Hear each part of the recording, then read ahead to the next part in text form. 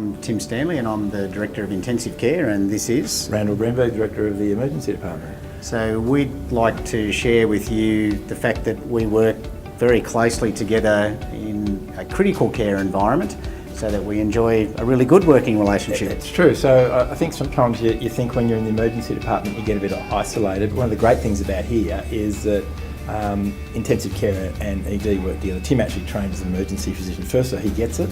And we have a seamless transition between ED and ICU.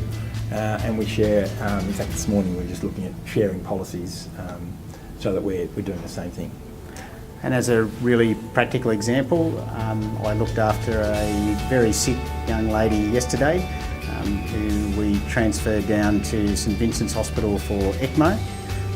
And in the process of caring for her, I reached out to Randell, who came from the emergency department to intensive care, to provide me with the collegial support about the management of her case, which I think is incredibly important when you need support to realise that happens. And in fact, it's a lot easier to happen out here sometimes than it is in much larger centres.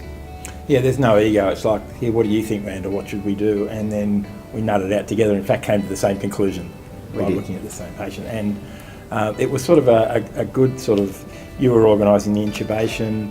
I then went in the background and started trying to organise the retrieval while you were putting lines in and organising the intubation. So it was a good sort of, it worked quite well together, didn't it? You'll hear a lot of criticism of major hospitals that departments work in silos.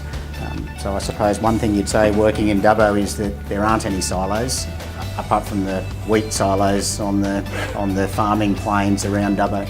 And one of the other aspects of integration is there's a Royal Flying Doctor Service base here, and we have registrars, and all of those registrars work half-time at the hospital.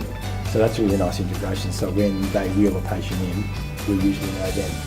Plus, some of the junior staff like the fact that we do have a pathway for them to get the critical care skills, i.e. ICU, anaesthetics and emergency, to then progress on to working as a retrieval doctor of the Royal Flying Doctor Service. So there's lots of different career pathways out here. You'll probably also find that you'll know the paramedics and ambulance staff who help with the transfers of patients. There are lots of advantages to working in a place like this. You have very good working relationships, not just with your own medical colleagues, but with nursing, allied health and the other people who help us run the healthcare system out here.